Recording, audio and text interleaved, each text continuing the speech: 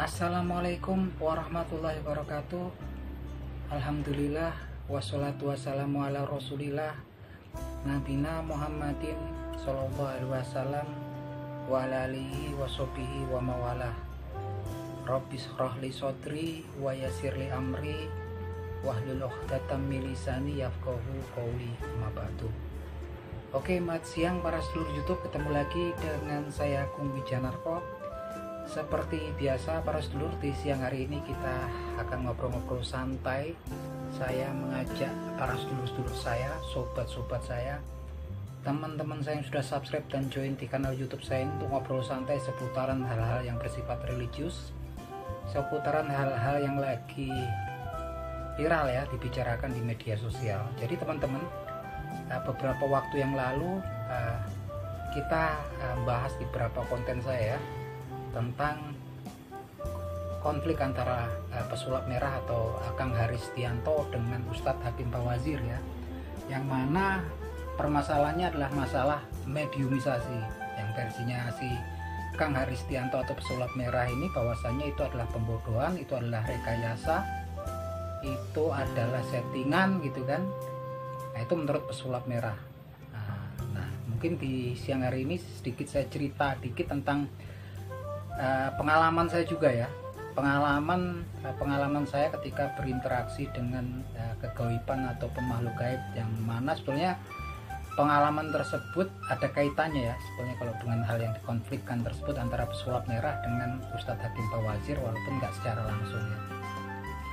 Dan proses pengalamannya itu sendiri terus terang ya, interaksi makhluk gaibnya ini sebetulnya nggak saya inginkan gitu kan, nggak diinginkan oleh saya, nggak diinginkan oleh yang kemudian juga yang mengalami eksorsisme ya, kalau di luar negeri eksorsisme, kesurupan ataupun juga kerasukan makhluk gaib gitu kan. Saya nggak menginginkan, orangnya juga nggak menginginkan. Jadi memang sejarahnya ceritanya panjang. Dulu sekitar tahun 2008 ya, saya masih bekerja sebagai pegawai negeri dulu di salah satu rumah sakit terbesar di Jakarta, ya, di Jakarta Selatan ya, di Rumah Sakit Fatmawati. Tapi kemudian saya keluar dan pindah ke luar negeri. Waktu itu saya pindah ke salah satu rumah sakit tertua, nomor 1 tertua di Kuwait ya, yang paling terkenal di Kuwait, yaitu di Kuwait City, di Al Amiri Hospital. Sana saya kerja di ruang surgical. Nah, itu kan. Setelah lama di Kuwait, saya ada berapa tahun di Kuwait, agak betah, kemudian saya balik lagi ke Indonesia. Ketika balik lagi ke Indonesia, kemudian saya ada fase-fase kekosongan. Kemudian saya diajak oleh salah satu teman kuliah ya, sahabat kuliah saya waktu itu kuliah di Jakarta, yang memang dia mempunyai kegiatan sampingan untuk buka semacam pengobatan. Posisinya waktu itu di Cianjur, Jawa Barat. Pengobatannya itu adalah pengobatan untuk penderita, sebetulnya untuk penderita stroke, khusus untuk rehabilitasi penderita stroke, dan juga untuk penderita saraf kejepit ya, dan masalah sendi dan tulang, yang sebetulnya nggak ada kaitannya sama sekali dengan masalah-masalah kegaiban ya, jauh, dan nggak ada kaitannya sama sekali. Dan kami pun juga nggak ada sebetulnya konsep kesitunya, itu nggak ada sama sekali.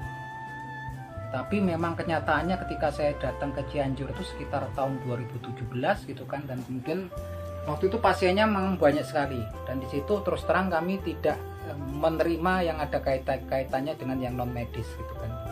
Tapi dalam prakteknya itu saya merasa aneh ya teman-teman. Dalam perjalanan waktu saya di Jawa Barat, di Cianjur itu saya temuin beberapa dari pasien yang notabene sebetulnya sakitnya itu sakit keluhan medis biasa, seperti nyeri lower back pain. Terus untuk pasien dengan pemulihan stroke, ketika saya melakukan terapi pengobatan di situ, sana sebetulnya untuk exercise saja gitu kan, yang kaitannya sama sendi sama tulang, yaitu proses pemulihan kemampuan daripada penderita ya gitu kan.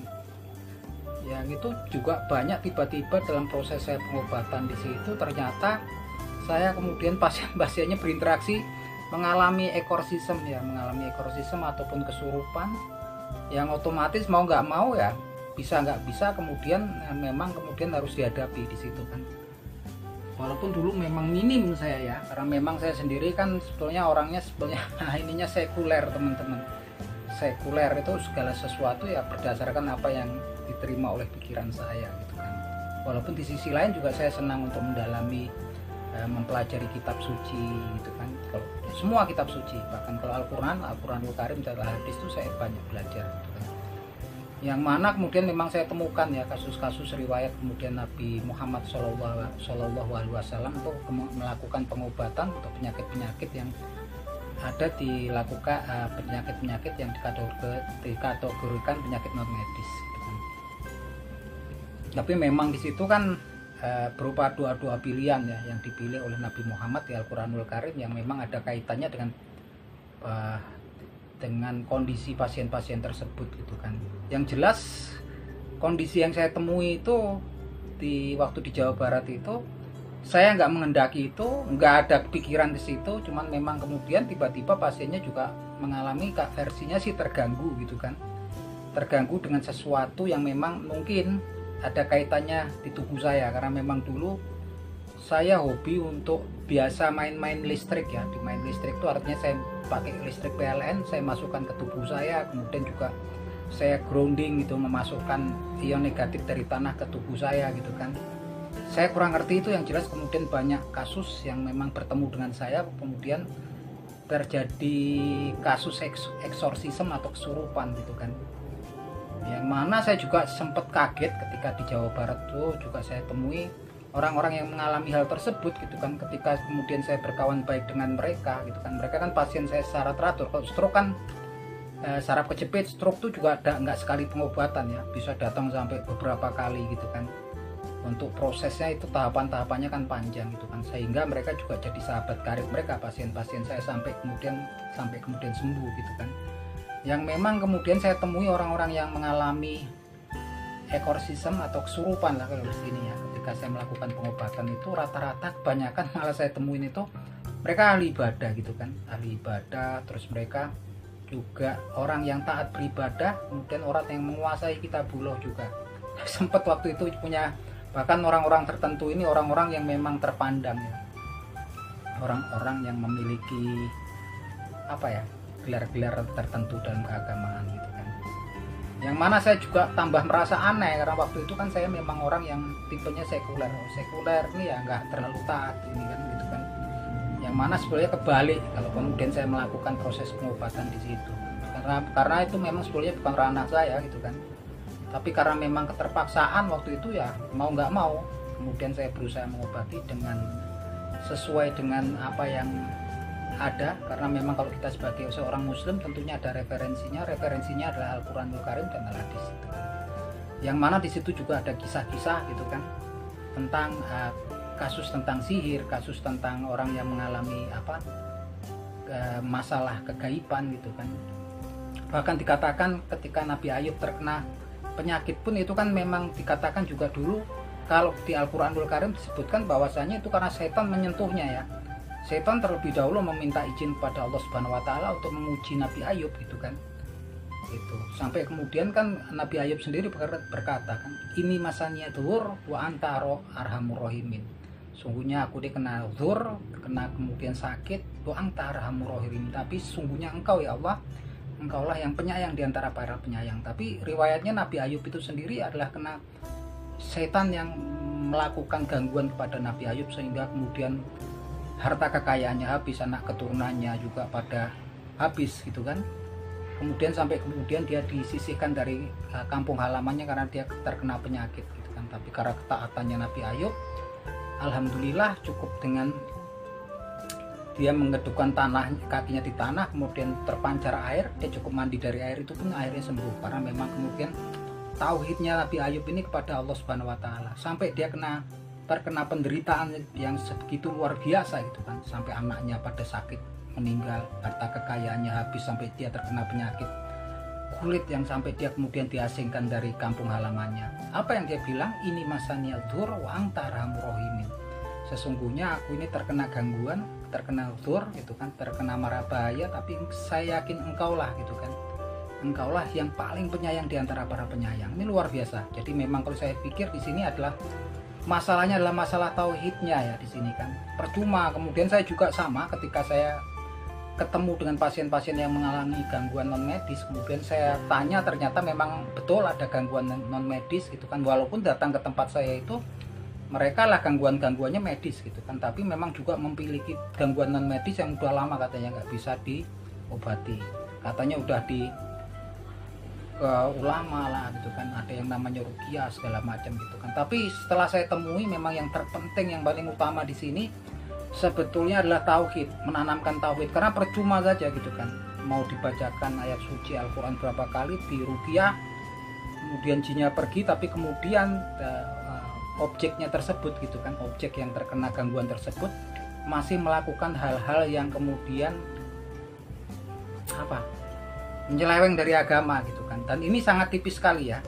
Ketika saya tanya, memang rata-rata mereka mempunyai amalan-amalan tertentu, yang amalan-amalannya adalah mengamalkan salah satu ayat di surat Al-Quranul Karim gitu kan, dengan bilangan-bilangan tertentu setelah salat malam gitu kan. Saya dulu merasa aneh gitu kan, yang nggak perlu saya sebutkan nanti jadi kontroversi. Ini ayat ini luar biasa yang dikatakan, kalau kemudian di salah satu hadisnya, kalau kemudian kamu membaca ayat tersebut sebelum kalian tidur gitu kan, akan ada malaikat yang melakukan penjagaan kalian sampai kemudian pagi hari. Tapi orang-orang ini kok mendapatkan gangguan gitu kan, bahkan baca ayat tersebut sampai setelah salat tahajud membacanya sampai 350 kali gitu kan. Dan banyak amalan-amalan yang lain yang saya lihat memang kemudian nggak ada tuntunannya. Dan sebetulnya ini tipis sekali gitu kan, tipis sekali. Dan yang melakukan itu orang-orang yang memiliki gelar-gelar keagamaan tertentu yang itu kan. Waktu itu kemudian saya lihat memang niatannya sepertinya lain ya, tipis ya niatannya. Karena memang ketika kita membaca Al-Quranul Karim, kita berzikir ataupun menyebut asma Allah, seluruhnya itu niatannya hanyalah untuk pemujaan, pengabdian kita, penghambaan kita kepada Allah Subhanahu wa Ta'ala. Itu karena Allah Subhanahu wa Ta'ala nggak suka kalau dia disekutukan dengan sesuatu yang lain. Nah, ini amalan-amalan ini ditujukan untuk kemudian sesuatu yang lain gitu kan. Walaupun tipis sekali, selalu dikatakan ini kan memintanya kepada Allah gitu kan. Tapi sebetulnya untuk sesuatu kegaiban gitu kan, yang memang sebetulnya lain. Makanya betul di Al-Quranul Karim disebutkan bahwasanya ini sholati wa nusuki wa mahyaya wa mamati lillahi rabbil alamin la syarikalahu wa bidzalika umirtu. Sholat saya ini sholati, wa nusuki wa mahyaya wa mamati, amalan saya, wa mahyaya hidup saya, wa mamati hidup dan mati saya, semuanya hanyalah untuk Allah Subhanahu wa Ta'ala. Nah, ini biasanya kan untuk amalan-amalan tertentu, untuk sesuatu kegaiban ya, yang saya sering temuin gitu kan. Bahkan sering kan kalau saya bertemu ayat-ayat tertentu yang kaitannya sebelumnya ini menghancurkan segala macam, itu diasosiasikan dengan kekuatan ya, kekuatan yang dikaitkan dengan kegaiban. Seperti contohnya saya pernah lihat gitu kan, pernah dengar, law anzalna hadzal qur'ana ala jabalin la ra'aitahu khashi'an mustadhabian min khashyati Allah. Wa tilkal amsalu natribuha linasi la'allahum yatafakkarun. Wallahu ladzi la ilaha illallah alimul ghaibi wa syahadah wa rahmanur rahim. Wallahu ladzi la ilaha illallah malikul qudus salamul mu'minul muhaiminul azizul jabarul mutakabbir. Subhanallahi amma yusyrikun. Wallahul khaliqul bariyul musawwir lahul asmaul husna. Yusabbihu lahu man fis samawati wal ardh wa huwal azizul azim. Nah, ini ayat ini kadang-kadang saya lihat untuk pernah saya pengajarannya ini kan, wah ini untuk makhluk gaib yang susah diobatin ini. Kalau Al-Quran aja diturunkan ke lau anzalna hadzal qur'ana ala jabalin, ke gunung-gunung gitu kan, mereka akan hancur berantakan karena rasa takutnya kepada Allah Subhanahu wa Ta'ala. Ini ya sah-sah saja sebetulnya diasosiasikan untuk menghantam penderita-penderita yang mengalami gangguan gaib gitu kan. Tapi sebetulnya kita ini kan selalu kemudian mengkait-kaitkan yang ada di Al-Quranul Karim, menghancurkan, menaklukkan segala macam, yang mana sebetulnya kan setelah itu kan law anzalna hadzal qur'ana ala jabalin la ra'aitahu khashi'an mutasaddian min khasyatillah. Karena mereka sangat takut Al-Quran ini seandainya diturunkan ke langit dan ke bumi gitu kan, la ra'aitahu khashi'an mutasaddian, mereka akan hancur berantakan karena rasa takutnya. Tapi ada susulannya gitu kan, Watil kal amsalu natribuha linnasi la'allahum yatafakkarun. Ini perumpamaan ini aku berikan pada kalian manusia la'allahum yatafakkarun gitu kan. Ini sebenarnya sebuah perumpamaan gitu kan. Seandainya kalian yatafakkarun. Kata yatafakkarun ini sering saya temuin. Kalau kalian berpikir, artinya ketika kita membaca Al-Qur'anul Karim pun kita harus berpikir ya, memikirkan tentang apa yang di situ dinamakan tadabbur ataupun tafakur, apa yang memang pesan dikirim pada Allah Subhanahu wa taala di ayat tersebut untuk kita gitu kan. Bukan sekedar kemudian untuk menghancurkan gunung-gunung gitu kan. Lau anzalna hadzal qur'ana ala jabalin la ra'aitahu khashi'an mutasaddian min khasyatillah. Nah, kalau saya berusaha memahami ayat ini karena memang tanda-tanda kebesarannya Allah Subhanahu wa taala, ayat-ayatnya Allah Subhanahu wa taala itu udah nampak semua, udah terbukti semua gitu kan. Udah terbukti semua gitu kan. Keberadaan Bani Israel akan mengadakan kerusakan di alam dunia ini 2 kali gitu kan. Ini ayat-ayat yang memang kemudian yang memang banyak memang sudah terbukti ya.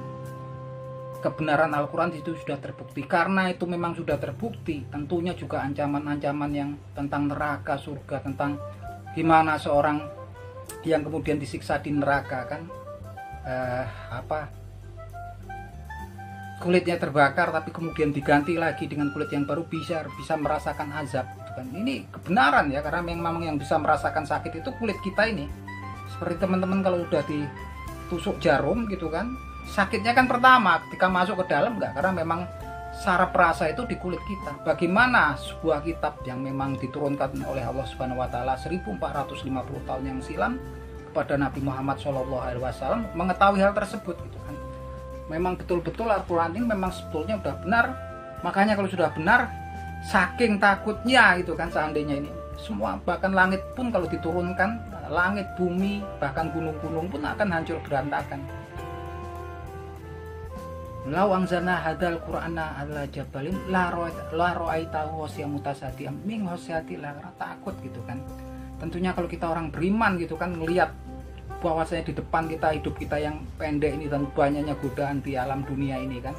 Ketika kita bangun tidur, kita bisa buka HP, kita ngelihat orang-orang yang berpakaian bikini yang sekarang memang berbuat dosa itu seakan-akan mudah sekali gitu kan.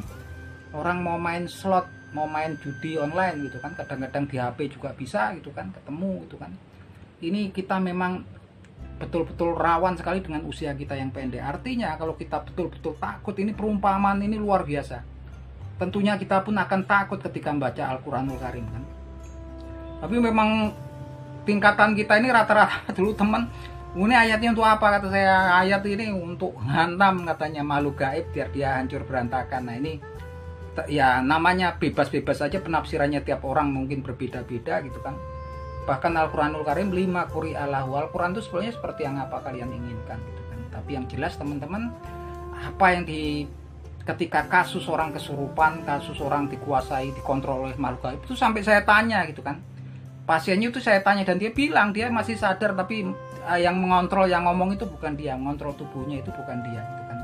Yang jelas kasus daripada eksorsisme, kesurupan itu ada dan saya nemui bahkan sudah ratusan ya kemudian. Dan yang terpenting di situ adalah akidahnya yang terpenting. Mau diruqyah berapa kali kalau akidahnya belum benar, seperti teman-teman sakit paru-paru gitu kan, sakit bronkitis, ke dokter, ke rumah sakit dikasih obat anti infeksi, pengencer dahak, tapi kemudian teman-teman masih merokok terus gitu kan. Tentunya juga proses pengobatannya juga akan terkendala, bahkan bisa tidak sembuh. Nah di situ kan, itulah makanya kenapa kalaupun Nabi Muhammad SAW juga melakukan ruqyah, tapi hal tersebut memang tidak dilakukannya terus-menerus. Untuk saat-saat memang yang diperlukan aja, bukan kayak sekarang ya. Bahkan dulu ada acara itu ruqyah di jalan, on the street, tiap orang ketemu di ruqyah itu kan. Itu apa gitu kan, kita nggak tahu akhirnya kan. Tiap orang juga niatannya berbeda-beda, kita nggak ngerti, namanya juga di media sosial. Yang terpenting adalah akidah, dan Nabi Muhammad tidak menyebarkan agama Islam ini dengan melakukan ruqyah, tapi dengan membenarkan akidahnya. Umar bin Khattab juga sepertinya belum pernah ada riwayatnya di ruqyah oleh Nabi Muhammad SAW, tapi di hadisnya diceritakan bahkan ketika ada syaitan yang kemudian akan bersimpangan, berjalan ke arah Umar bin Khattab, akan bersimpangan, dia pastinya akan berbelok. Itu sungguh dia, para setan akan takut kepada Umar bin Khattab karena memang nilai tauhidnya luar biasa gitu kan. Nah ini saya pikir ada memang kalau kemudian pesulap merah mengatakan itu yang gaib-gaib, yang itu cuma pembohongan ataupun kemudian itu adalah settingan, saya katakan tidak ada. Memang kasus-kasus seperti itu ada, tapi ini dalam, kalau yang saya temuin kan memang ini memang nggak dikondisikan, orang-orang tertentu yang kemudian memang kemudian secara tiba-tiba accidentally gitu kan, secara pre-accident gitu kan terjadi gitu kan. Tapi kalau kemudian yang memang orang dimasukkan dengan secara sadar gitu kan untuk kemudian berinteraksi, saya kurang ngerti itu ya gitu, karena saya memang kemudian riwayatnya di referensinya sampai sekarang juga belum saya temukan. Yang ada malah memang diusir. Kalaupun dulu juga ada cerita yang masuk kepada sebuah berhala yang kemudian berusaha menjelek-jelekkan Nabi Muhammad, kemudian ada jin lain yang kemudian masuk dan kemudian membunuh jin yang di hadis itu yang menghina Nabi Muhammad tersebut. Itu kan ke media ya, di berhala segala macam. Kalau kemudian yang kasusnya kemudian masuk ke tubuh orang yang memang secara sengaja, saya secara referensinya belum nemuin ya gitu kan. Artinya memang nggak bisa kemudian pesulap merah pun memaksakan kalaupun itu dianggap benar gitu kan. Apalagi sekarang pesulap merah sudah jauh melenceng bahasanya, kemudian menghina, sarkas kepada para tokoh-tokoh spiritual, terlepas mereka benar ataupun salah gitu kan. Bahkan para netizennya juga dihina, dibilang kemudian kuotanya cekak, dungu, kemudian EQ-nya dipro. Itu udah jauh daripada niatannya kalau dikatakan beliau akan melakukan edukasi ya. Artinya sebetulnya nggak usah direspon teman-teman yang seperti itu. Nah itu aja teman-teman obrolan kita di siang hari ini. Akhir kata, wabillahi taufik wal hidayah. Wassalamualaikum warahmatullahi wabarakatuh.